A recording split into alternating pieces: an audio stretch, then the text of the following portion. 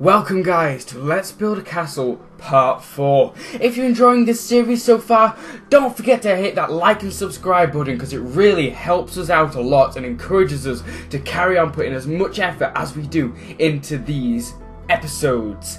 And as you can see, we're panning through here what we built in the past 3 episodes, and what we're focusing on today is this grand interior of the Great Hall. As you see there, we've got my red throne that stands at the end of it, and all the intricate stone details that navigate the outside, as well as a big dark wooden chandelier lighting up the room in the dark nights. So, let's begin. We pan in here and, just as I normally do, get rid of the boring and simple stuff straight away and don't mess around with it. As you can see, just lighting up there to prevent mob spawning and basically just working on this huge floor. Now, as you can see, I'm running through this as quickly as possible, just this simple stuff at the beginning. And what we've basically done there, maybe it went a bit too quick, we basically used a 1 slab floor and then used a stair to then increase it by another half slab. So that's another slab, sorry, just to give that that little step up really of the room itself. And as I said in the previous episode, I see this Great Hall as a multi-purpose room. For example, we have the king's throne at one end of it, and due to that he could hold court meetings in here, any sort of political uses I just imagine it could be used. But as well, I also called it a mess hall in the previous episode because there's no reason they couldn't put a huge table down the centre of it and use it as a big communal dining area.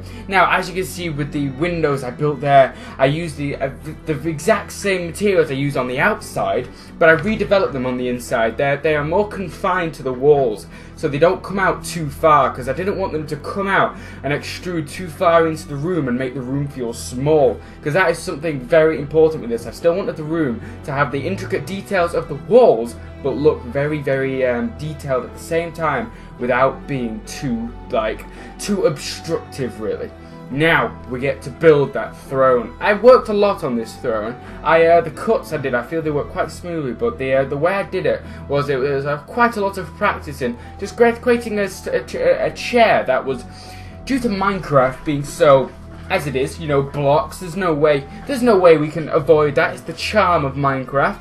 But it means making a grand throne like what we saw in that opening there was a little bit of a struggle, just because I had to redevelop these blocks to keep them looking like a huge throne, but without them looking too, you know, too big really. And as you can see, I feel this works nicely. Just that extra bit of that highlight of red I thought was incredibly important.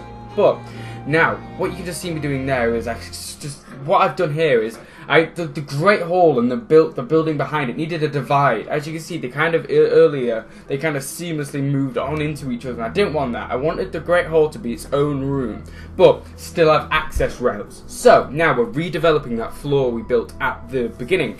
So as you can see, using those slabs, once again, what we're going to build is a doorway either side of the throne, because I feel this because I'm trying, even though the castle overall isn't symmetrical, each build has a line of symmetry, and as you see, this one obviously for the Great Hall goes right down the center, which means that to keep that symmetry we want a doorway either side. So just using similar materials again, you know, over and over, just keeping that continuity between the castle, and also putting a window here because, as I said in the previous episode as well, a huge room like this needs to be well lit, and due to the shaders mod, lighting is much more difficult. So as you can see, what we did, we just put the windows in to keep that light in the daytime. Now at the night time, how do we light it up again? But with these redstone lamps. These were incredibly useful because I feel they look good, because I'm not going to use these all over the castle, just in the king's areas, and I feel these are a grand decoration,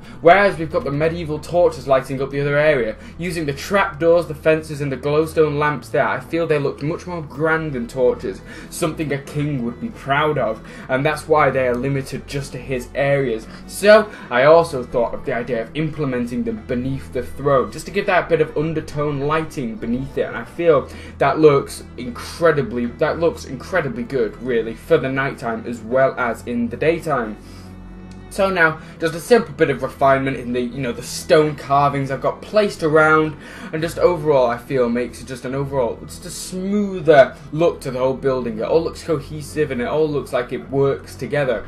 Now, the structural integrity is something that's also incredibly important in my builds. Even though Minecraft doesn't have physics, I'd like to think if it did, my builds would be able to stand. So that meant having this grand roof at the here, well structurally set secure. So I removed the stone pillars, because you don't see stone pillars, do you? Those aren't really something you'd see in a medieval castle, but dark wooden beams like that are something incredibly common. So I used those dark wooden beams, and as well then, as you see what we're building here, is I then decorated it with that chandelier, just to give a bit of like decoration. So I like the idea with this inside this great hall, is that you could come in and you could look at the windows and see the grand detail of the windows. You could look ahead and see the grand detail of the throne, or you could look directly up and see the grand detail of the chandelier, and as well as that ceiling, because even though the ceiling has just been built with a architectural point of view, not like a decorative point of view,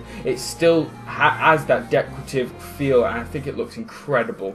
So now we're just building up this. It was quite a laborious task as well. Similarly to the throne, this interior design section was a little bit troubling for me, and building this chandelier, I wanted it to look like an actual chandelier, although because again we're limited, I wanted to use keep this dark wooden feel that it made me feel like it's an extension from those wooden beams in some respects. So I was just building up with those same similar styles, just trying to create a chandelier that fit in, and as you can see, just gradually building up its design and hopefully making it look as good as possible. So now we're just going to have a small cutaway here as we actually just finish off with that extra detail at the top. I did lose the footage between that gap, and I'm sorry. So you saw we added those fences in at the top, and then we added just some stairs to the chandelier itself. So as you can see up there are those other fences, and now again just adding in that second bit of structural integrity, just making it look like it could stand up, and then a bit of decoration underneath again on the other beams. I feel this works incredibly well, and that brings us to the end of this episode. As you can see here, the decorations to those dark beams structurally holding up our grand chandelier, lighting up our decorative walls, and that grand red throne with the glowstone lamps adding that extra bit of royalty. So now as we pan out, the castle is now under nightfall, as you see the lamps shining through those windows, and this is the very end. Thank you guys very much for watching this episode.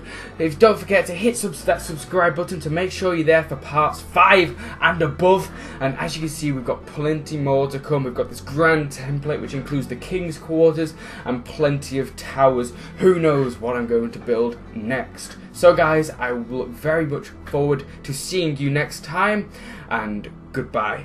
Mwah!